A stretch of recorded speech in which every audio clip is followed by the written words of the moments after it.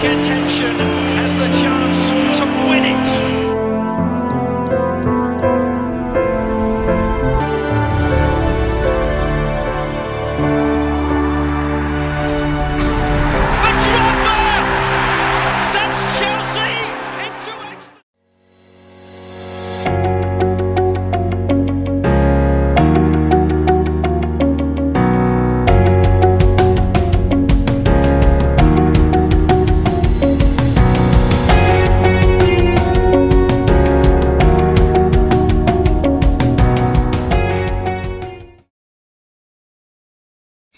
Tout simplement vous adresser à tous, chers jeunes, chers frères et sœurs, la bienvenue au Rassemblement mondial IYF.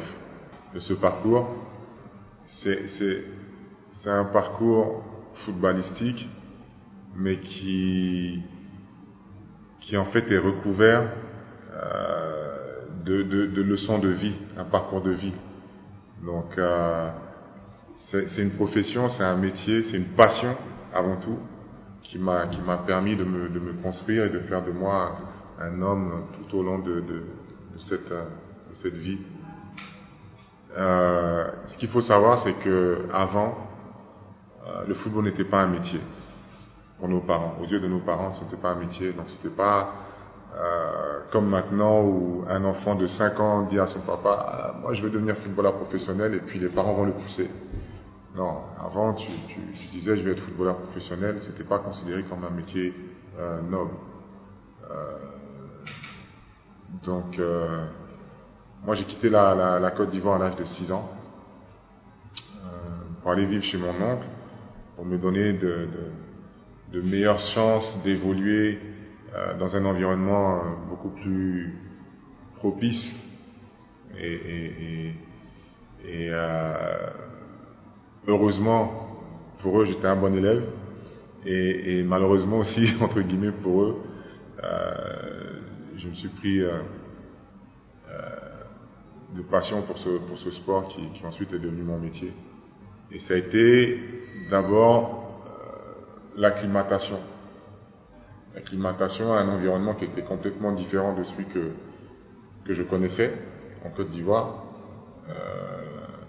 Il fallait se faire de nouveaux amis, il fallait comprendre un peu la culture, et croyez-moi, à 6 ans c'est pas facile. Donc on est un peu perdu, et en plus on est loin de ses parents, et à l'époque il n'y avait pas ça. Il n'y avait pas les smartphones pour être en contact régulier avec la famille. Donc je pouvais faire peut-être un mois sans les avoir au téléphone.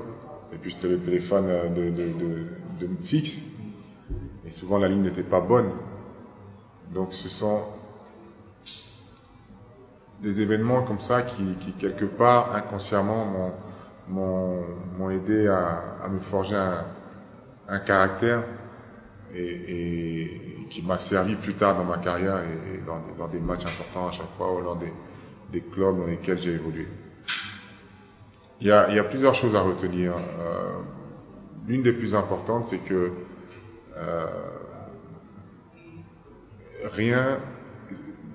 le talent ne suffit pas. Juste le talent ne suffit pas. Alors j'avais 15, 17, 18. J'étais à 19 ans, j'étais amateur en région parisienne, et on va dire que j'étais un joueur prometteur, mais dans le milieu amateur. Donc des fois je pouvais faire une semaine sans m'entraîner, puis je venais le week-end, et puis où le coach m'appelle, pardon, viens, je fais mes 3 buts, et puis je m'en vais, je rentre chez moi. Et un jour j'ai eu la chance d'être recruté par un entraîneur qui a cru en moi, et qui m'a fait intégrer la structure professionnelle au Mans à l'âge de 19 ans. Et ça a été un déclic, parce que là j'ai compris que en fait le football n'était plus un jeu pour moi, c'était plus juste une passion, que ça devenait un métier. C'est un métier qui me permettrait de subvenir à mes besoins et ensuite aux besoins de ma famille. Donc c'est quelque chose qu'il faut prendre au sérieux et à cœur. Mais il m'a fallu du temps pour arriver à intégrer ça. Au moins au moins 2-3 ans, j'avais quelqu'un qui était derrière moi à chaque fois. On me dit, qu'est-ce que tu veux faire? Tu veux vraiment être professionnel? Tu veux vraiment réussir? Et quand je suis arrivé au Mans, j'ai commencé à comprendre que je pouvais vivre de cette passion et que effectivement c'était plus simplement une passion, mais ça devenait un métier avec des contraintes, des objectifs, des résultats à donner. Mais j'étais encore un peu rêveur et j'ai compris à un moment donné qu'il fallait travailler pour devenir meilleur. Je savais que j'avais le talent. Je savais intérieurement, c'est pas de l'arrogance, hein. C'est pas de l'arrogance, mais c'est une certaine fierté de se dire, moi je sais faire ça.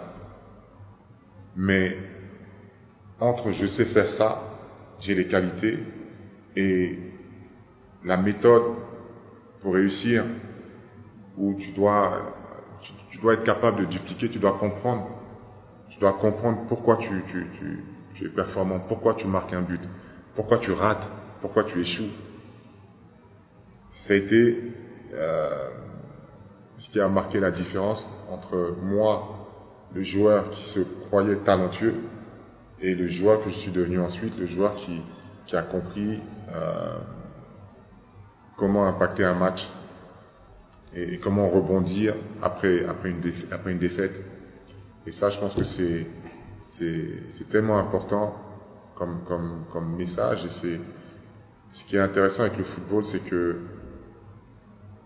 on a l'impression que ce sont des moments de vie, des instants qui ne se produisent que dans le football. Mais quand on regarde dans la vie de tous les jours, on se rend compte que c'est la même chose. Puisque le sport, le football en particulier, c'est la vie en communauté. On est toujours un groupe de 20, 30, 40, voire 50 personnes avec le staff.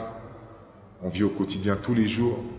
Il y a le côté administratif, on vit avec des gens qui viennent de différents horizons, différentes nationalités, qui ont leurs propres habitudes, et on vous met dans un vestiaire, et vous devez apprendre à vivre ensemble pendant 1 an, 2, 3, 7, 8 ans, 10 ans, avec les hauts et les bas, et c'est ce qu'on vit tous les jours dans notre quotidien. C'est pour ça que je fais ce parallèle entre le football et la vie normale en elle-même. Donc ça, c'est pour moi le premier point le plus important. Être capable de comprendre le pourquoi de la réussite, le pourquoi de l'échec, et surtout se donner les moyens de travailler. Et ensuite, on rêve tous de devenir le meilleur joueur au monde, on rêve tous de devenir telle personnalité, on rêve tous de devenir famous, célèbre, pardon. Mais on ne se rend pas compte que avec la célébrité arrive la critique, arrive la jalousie, arrive l'envie, arrive la suffisance aussi parfois, et arrive la popularité. Moi, c'est vrai que j'ai toujours rêvé d'être footballeur professionnel, toujours, parce que j'ai vu mon oncle jouer dans un stade, et pour la première fois, et quand il a marqué, quand il y avait des actions un peu chaudes, j'ai vu la réaction du public, je me suis dit, waouh, moi c'est ce que je veux faire. Je dois avoir 7 ans, 8 ans, je me suis dit, c'est ce que je veux faire. Moi, je veux être footballeur professionnel. Mais ce qui est venu autour, ce qui est venu avec, c'est pas ce que je voulais. La popularité, les gens le fait de faire pleurer des gens, le fait que les gens montent sur ta voiture, tu n'as plus la même vie. J'ai pas demandé ça. J'ai pas demandé ça, et pourtant ça va avec. Et ça, il a fallu que je l'intègre. Il a fallu que j'intègre que il n'y a pas de succès sans médiatisation. Ça n'existe pas, même la personne la plus humble, la plus timide, elle va être regardée. Regardez par exemple N'Golo Kanté, qui est mon jeune frère, c'est une personne exceptionnelle, mais d'une humilité, d'une simplicité, et c'est quelqu'un d'effacé même. Mais on parle de lui tous les jours. Et c'est pas ce qu'il veut, hein. C'est pas ce qu'il veut. Lui, il joue au foot, c'est ce qu'il sait faire, mais c'est pas ce qu'il veut. Mais il a dû apprendre à vivre avec ça. Encore une fois. Et ce sont des étapes dans la vie d'un homme qu'il faut accepter de franchir. Ce sont des défis qu'il faut accepter de relever. Et c'est ce qui ensuite fait de vous un homme. Tout problème a une solution. Et là, vous voulez que je vous dise la solution? Pour moi, c'est la patience. La patience et l'indulgence. C'est vrai que, en tant que joueur, j'ai subi beaucoup de blessures à des moments clés de ma carrière, au départ de ma carrière où je n'avais que 1 an de contrat, et tu es blessé pendant 6 mois. Tu te casses la cheville, tu te casses le péroné, bref. Mais déjà, j'avais ce truc de me dire, ok, quand tu marques un but, tu es content. Tu joues un match, tu es content. Et quand tu es blessé, tu vas te morfondre, tu vas être triste, c'est une perte d'énergie. Et la blessure fait partie de ton métier. Donc plus vite tu intègres ça, plus vite ta récupération se fait. Parce que le côté positif, le mindset positif, te permet d'accélérer ta rééducation, ton retour, au jeu. Et ça a été une force pour moi. Donc à chaque fois que j'étais blessé, au lieu de me morfondre et de me dire ah mais ça va pas, quand est-ce que je vais revenir, au contraire je prenais ce moment-là pour aller aux séances d'entraînement et étudier mes partenaires, les séances d'entraînement, comprendre ce que je ne pouvais pas comprendre quand j'étais vraiment en plein dans le vif du sujet. Et ça a été une de mes grandes forces pendant ma carrière. Vraiment. Je sais pas d'où ça me vient, mais c'est quelque chose que, je sais pas, j'ai développé cet état d'esprit-là en me disant, voilà, ça fait partie du jeu. J'en ai tellement eu en même temps que j'étais obligé d'accepter. Et c'est une force intérieure. On l'a tous. On l'a tous. On a tous cette volonté de se relever. Et on ne peut pas la mesurer tant qu'on n'a pas vécu l'échec, tant qu'on n'a pas vécu l'adversité. Quelqu'un qui boite, qui a mal, le jour où il est en difficulté, il va trouver les ressources nécessaires. Inconsciemment, il va se mettre à courir. On a vu ça à plusieurs reprises, c'est du déjà vu. Donc on a cette capacité-là en nous. Maintenant, il faut l'exploiter. Il faut le savoir et puis il faut la dominer. Il faut la dominer. Si on arrive à la contrôler, tu deviens ensuite maître de ton corps, de toi-même, de ta tête. Alors vous savez, cher jeune frère, sans le savoir, vous êtes en train de développer cette résilience. Vous êtes en train de la développer, même si c'est dur, même si c'est contraignant de rester confiné, c'est contraignant de porter des masques, c'est contraignant de ne plus se serrer la main, c'est contraignant de ne plus se faire des accolades. mais on est en train de développer autre chose.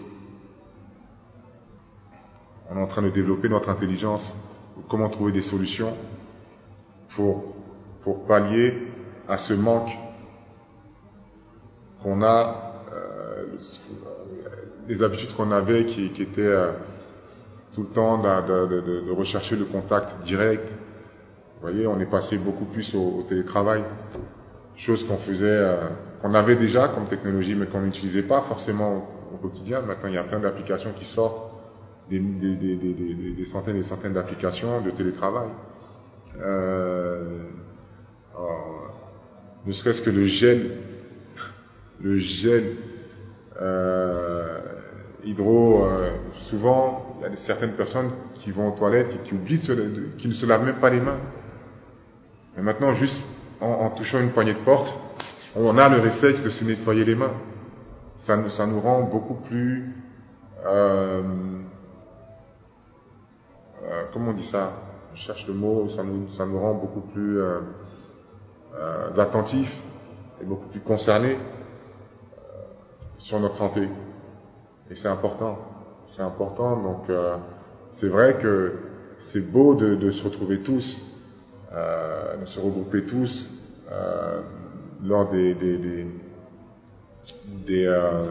l'organisation mondiale de IYF. Mais on va trouver des solutions. On se rencontrera d'une autre manière.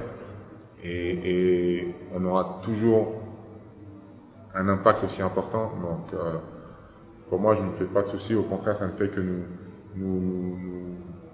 aider à nous développer intellectuellement.